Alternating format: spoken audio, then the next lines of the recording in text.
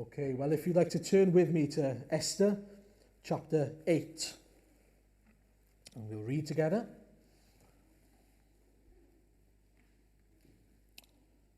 Esther chapter 8, and I'll read the entire chapter. If you remember, I'll just give you a brief recap. If you just, it's been over a week, so I'll be gracious and remind you, in case you've forgotten. Haman has now, if you remember, his plans were thwarted, but also God turned the tables on his plans completely. And so what he had planned to do to Mordecai, it was done to him instead in judgment. And God showed his power in amazing ways there. And so Haman is now hung or impaled on a pole, his own pole. Chapter 8. That same day, King Xerxes gave Queen Esther the estate of Haman, the enemy of the Jews. And Mordecai came into the presence of the king, for Esther had told how he was related to her. The king took off his signet ring, which he had reclaimed from Haman, and presented it to Mordecai. And Esther appointed him over Haman's estate. Esther again pleaded with the king, falling at his feet and weeping. She begged him to put an end to the evil plan of Haman, the Agagite, which he had devised against the Jews. Then the king extended the gold scepter to Esther, and she arose and stood before him. If it pleases the king, she said, and if he regards me with favour and thinks it the right thing to do, and if he is pleased with me, let an order be written overruling the dispatches that Haman, the son of Hammedatha, the Agagite, devised and wrote to destroy the Jews in all the king's provinces. For how can I bear to see disaster fall on my people? How can I bear to see the destruction of my family? King Xerxes replied to Queen Esther and to Mordecai the Jew, because Haman attacked the Jews, I have given his estate to Esther, and they have hanged him on the gallows. Now write another decree in the king's name on behalf of the Jews, as seems best to you, and seal it with the king's signet ring. For no document written in the king's name and sealed with his ring can be revoked. At once the royal secretaries were summoned on the 23rd day of the 3rd month, the month of Sivan. They wrote out all Mordecai's orders to the Jews and to the satraps, governors and nobles of the 127 provinces stretching from India to Cush. These orders were written in the script of each province and the language of each people, and also to the Jews in their own script and language. Mordecai wrote in the name of King Xerxes, sealed the dispatches with the king's signet ring, and sent them by mounted couriers who rode fast horses, especially bred for the king. The king's edict granted the Jews in every city the right to assemble and protect themselves, to destroy, kill and annihilate any armed force of any nationality or province that might attack them and their women and children, and to plunder their property, the property of their enemies. The day appointed for the Jews to do this in all the provinces of King Xerxes was the 13th day of the 12th month, the month of Adar. A copy of the text of the edict was to be issued as law in every province and made known to the people of every nationality, so that the Jews would be ready on that day to avenge themselves on their enemies. The couriers, riding the royal horses, raced out, spurred on by the king's command, and the edict was also issued in the citadel of Susa. Mordecai left the king's presence wearing royal garments of blue and white, a large crown of gold, and a purple robe of fine linen. And the city of Susa held a joyous celebration. For the Jews, it was a time of happiness and joy, gladness and honour. In every province and in every city, wherever the edict of the king went, there was joy and gladness among the Jews, with feasting and celebrating. And many people of other nationalities became Jews, because fear of the Jews had seized them. Amen. Now then, today's part 6, and the big question today is, where is God when the expected outcome doesn't happen? when the expected outcome doesn't happen. I wonder if you've ever been in a situation where you're convinced that something's going to happen in a certain way and it doesn't happen. It doesn't happen that way. That's exactly what happens here. God, up to this point, has been clearly, we've seen it, working his plan out. He has paved the way so that, Haman is gone, completely out of the picture by now. Mordecai is now the prime minister or second in command over 127 of the provinces from India to Ethiopia. He now has the signet ring of the king. That's what signifies really how important this position is. He is the one who puts the rubber stamp, the stamp of authority on the king's laws before, in the king's name, of course, but before the people. And so he's been elevated to this amazing position. And then you think, Esther, she's still alive somehow. We don't know how. She lied to the king about who she was, but she's still alive. She's still the queen, and she still has favour with the queen. But there's one piece of the puzzle that still hasn't been solved, which is the fact that there's a law saying that on that day, on the 13th day, on the 12th month, they were going to be killed, the Jews. That was the law. That was a decree that was made, if you remember, back in chapter 3. And so, there's one piece of the puzzle that they still wanted to see fixed. And I believe that Esther was completely convinced, we don't know this, but I believe it, that she was completely convinced that the king was going to overrule his own law. Now, he couldn't do that, but I believe that she was convinced that he would. And so she asks him, verse 5 and 6, if you notice, if it pleases the king, and if he regards me with favour and thinks it the right thing to do, and if he is pleased with me, let an order be written overruling the dispatches that Haman, son of Hammedatha, the Agagite, devised and wrote to destroy the Jews in all the king's provinces. For how can I bear to see disaster fall on my people? How can I bear to see the destruction of my family? And so she wants him to overrule it. She wants him to turn back and say, that shouldn't happen anymore. I was manipulated into that situation, which would be true. That's the last piece of the puzzle. That's the last thing that needs to happen in order for the people of God to be saved. And if I was in Esther's shoes, if I'm honest, I'd be pretty convinced that that was going to happen as well. I'd be pretty convinced that the king was going to respond by saying, do you know what? Yeah, you're right. I was manipulated into that situation. We should change that law because it's not a fair law. It's not a right law. But here comes a slight issue, a slight hump in the road, where suddenly Xerxes doesn't quite respond how she expected him to. Verse 8. It's not that he's not on their side. It's not that he doesn't want to help them. He does actually want to help them. But we read in verse 8 that he says, now write another decree in the king's name in behalf of the Jews, as seems best to you, and seal it with the king's signet ring. For no document written in the king's name and sealed with his ring can be revoked. You can't pull back on it. You can't just take back a law that I've made, but you can, if you'd like, make a new law. You can make a new decree, the king says. And so we see it's not that the king doesn't want to help, but he can't do anything about it. So what do? What's the answer? Well, we see that they write an edict or a decree granted by the king. And this is what it says, verse 11 to 13. Now, I was thinking about this all week, if I'm honest. I wonder if I could come up with something better than this. I'm sure I could. My first thought, I don't know if you think, this is how my brain, it gives you an insight now into my brain. My brain thinks like this. I wonder what's the best thing I would ask for, the best edict I would ask for in this situation.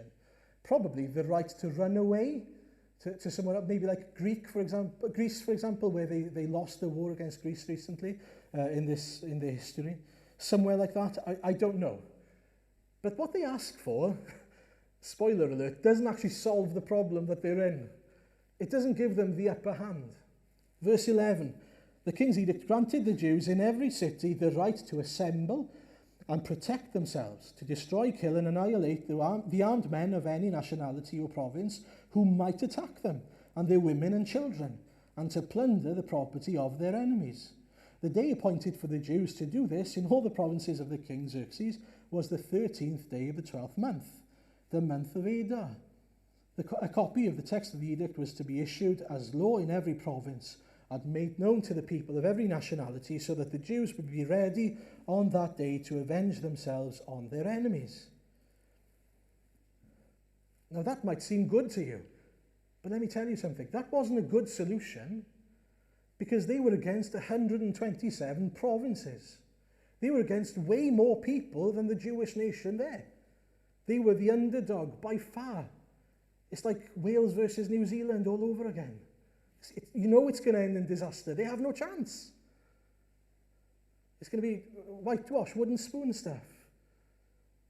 They have, physically, all they've been given is the right to protect themselves and to fight back, which they could have done anyway in theory. Isn't that interesting? That's all they're given, is in many ways a fair fight. And so you think, why on earth would you ask for that? But you see, it's not really about what they ask for. It's about the fact that it's very clear now that God is at work there. It's about the fact that God is at work in the edict, in the decree, but he's also at work elsewhere. What do I mean by that? Well, firstly, think about the decree. It's a shadow of the one in chapter 3, the one Haman gave. It's more or less exactly the same, but now on the side of the Jews.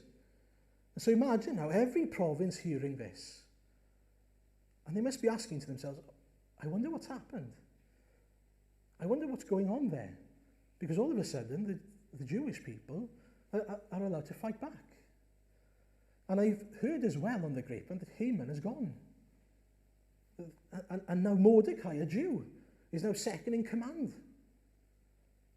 Something's going on with these Jewish people. Something's happening there. And you see, they were starting to get an inclination. They were starting to see that God was moving. They were starting to see that God's people had a great God behind them at work. And then we hear at the end of the chapter that the Jews were celebrating. They were celebrating. This is what we hear in verse 15. And the city of Susa held a joyous celebration. For the Jews it was a time of happiness and joy, gladness and honour. In every province, in every city to which the edict of the king came, there was joy and gladness among the Jews, with feasting and celebrating. And many people of other nationalities became Jews, because fear of the Jews had seized them. Does anything strike you as strange there? There's something weird here. When I played rugby, I was told that it's not the done thing to celebrate before the match. Apparently, you're not allowed to do that. But that's what they're doing.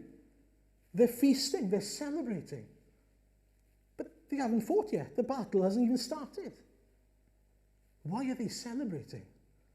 They are still way less numbers than all the other provinces, and the author, whoever wrote Esther, is making the point so many times, from India to Ethiopia, 127 provinces. They want us to know how big the enemy is here, how strong the enemy is. And yet we see them celebrating, feasting, before the battle has even begun. Why on earth are they celebrating before the battle has been won, or without knowing whether the battle would be won? And you see, not only does that happen, but then something else bizarre happens. People from other nationalities suddenly realize God is doing something here. And there's suddenly a fear of the Jews. And now they, realizing that they are against a God and a people of God that they cannot beat, jump ship. And they come and they submit to the true God. They submit and they become Jews themselves. We hear that at the end there. Many of the people of other nationalities became Jews because fear of the Jews had seized them. Why were they scared of the Jews? They hadn't won yet. They were still the lesser number. Why? Because they could see that God was on their side. They could see that God was orchestrating everything so far up to this point. And why would he stop there? They could see what was happening. They could see what was coming.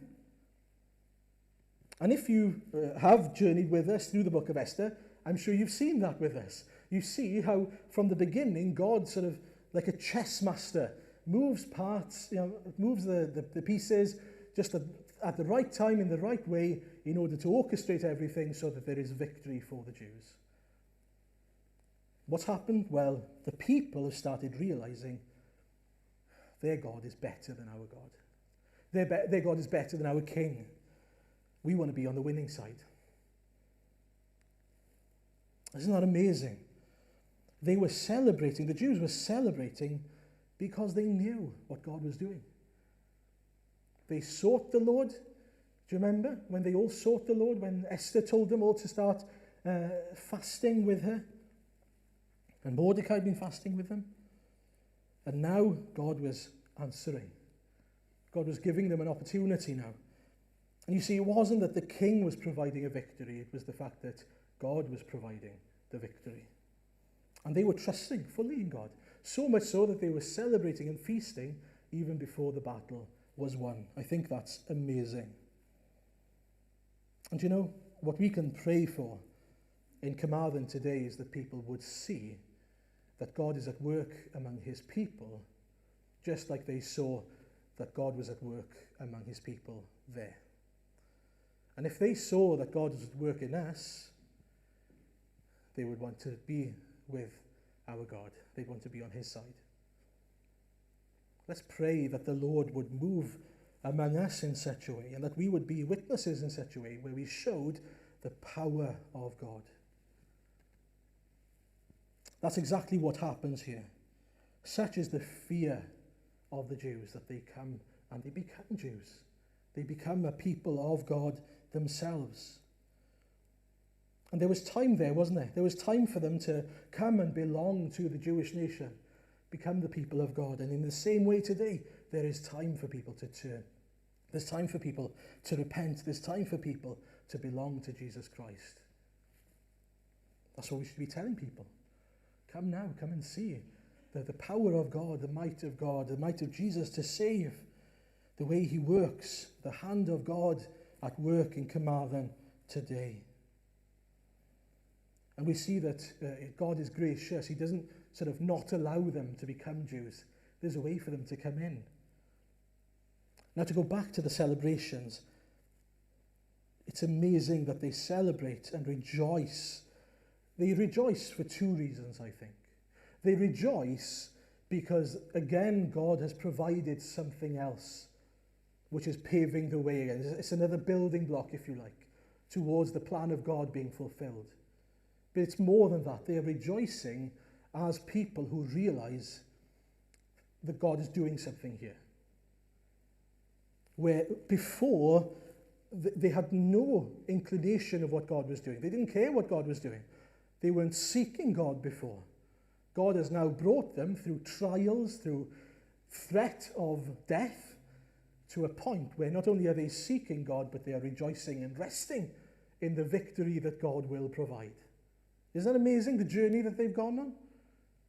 Remember Esther at the beginning? She had no idea what was going on. In fact, in chapter 4, and I'll mention this in a minute, she realized she was more concerned about herself. But now we see, not only has Esther a burden for the people, the redemption of the people of God, but now they all realize what God is doing. And the same applies for us, of course. We are able to rest in God. We are able to rest in the promises of God. Not because we've done anything, but because he's revealed himself to us. It's amazing to think that in the same way that they were waiting for the battle to take place, and yet they were rejoicing in God and in the provision of God, that we can do exactly the same. We can rejoice as people who are citizens of heaven, and we are partly citizens of heaven even now, but we aren't there in its fullness. Isn't it amazing that we haven't yet experienced the fullness of our salvation, and yet we can rejoice as people who already have it, because we have it. You see, they have the victory in chapter 8, even though the battle hasn't taken place. They have the victory. Whatever battle we face in 2022, 2032, 42 in Carmarthen, we have the victory, not physically, but spiritually. Whatever battle we face, because we have Jesus, and we can rest in Jesus. Jesus says, doesn't he, in John chapter 11, I think it is, I am the resurrection and the life. Whoever believes in me, though he die, yet shall he live. And everyone who lives and believes in me shall never die. And he asks Martha, if you remember, do you believe this? What a question. Do you believe this? Let me ask you, do you believe that, not that you'll live forever on earth, but that you'll live forever with Christ, because he has given you victory, because you are assured it? Now, two things I want to note to finish very quickly. Firstly, Esther and Mordecai have become selfless. I alluded to it earlier on, but in chapter 4, there was a time where Esther was more concerned about herself. Do you remember what she says? She says, I could go to the king, I could get the golden scepter, but I haven't been there for a month, and so I don't know whether he'll accept me or not. And Mordecai gives her a reality check. What does he say? He says, don't think that you'll be saved just because you're the queen. If you're a Jew, you'll be killed, and that's it. But God will provide either way. And God will provide not for a person, but for a people. That's what Mordecai clings on to. Chapter 4, verse 14. For if you remain silent at this time, relief and deliverance for the Jews will arise from another place, but you and your father's family will perish. And who knows but that you have come to your royal position for such a time as this. You see, the promises of God are not for a person, Esther, but for a people, the Jews.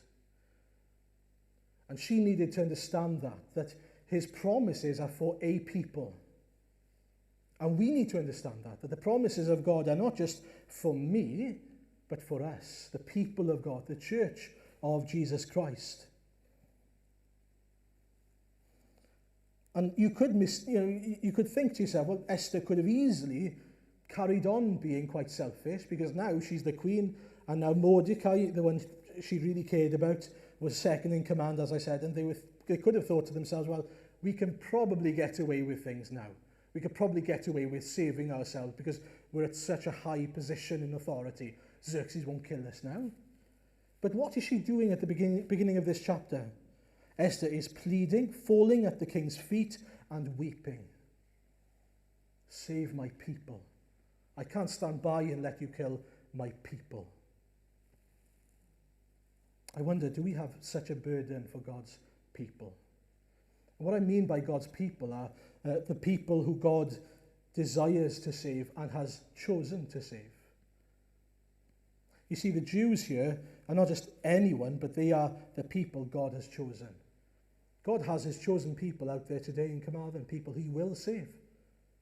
We should care about preaching the gospel to them. We should care about making Christ known to them. We should be weeping, seeking the King to show mercy, the King to show mercy to those people. It strikes me that Paul has such a burden in Romans 9 and 10. He firstly says that he could wish that he was cut off from Christ himself so that others might be saved. And then he says in chapter 10, my heart's desire and my prayer is that my people might be saved. And you could argue, well, why does he care so much? Why has he got such a burden if he knows that God has already prepared for himself a people? Well, because those people are not yet his people until God saves them. The same for us. Until they are saved, they are not saved. And we care about that. And so pray that the Lord would give you a burden for the lost. The same type of burden as Esther has here for her church, for her people, for us then, for the church of Christ, who will be saved. And then finally, the change in Mordecai. Not only is there a change in Esther, there's a change in Mordecai. It's not coincidental that one man who is proud, and we looked at this in the fellowship group on Tuesday, the proud man Haman has been taken down a few pegs, to death, in fact, to judgment. But the humble man, Mordecai, is now elevated to such a point, not because of who he is, but because God has ordained it, that he is now the one signing the laws of the king, who is wearing royal garments. Did you notice that at the end of the chapter?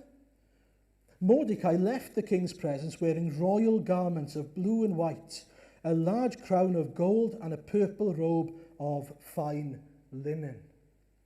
Mordecai is royalty.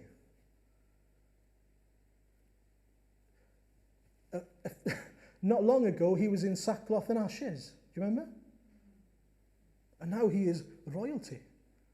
How has that come about? Only one thing, God. One factor there, God. God has taken a humble man and he's elevated him. He's used him. Why? So that God might fulfill his purposes through him. And we know, don't we, as it says again in James, that God opposes the proud but shows favour to the humble. And so the call for us is to humble ourselves before God. If you think you're a big deal, if you think that you're someone outside of Christ, then you need to be humbled so that God can take you, a nobody, and make you a somebody in his power. And that's what happens here with Mordecai. He becomes a somebody, not because of who he is, but now God is at work in and through him. And we pray that the Lord would do the same today. Pray that the Lord would do it especially in places of authority today. Imagine if one day we had a prime minister like this, a guy who cared about the people of God, a guy who loved the Lord Jesus and who obeyed the Lord Jesus. It feels like it's a million miles away from happening, but we believe in the God of miracles, of the impossible. Pray that the Lord might continue to humble people so that he can use people and elevate them again for his glory. Amen.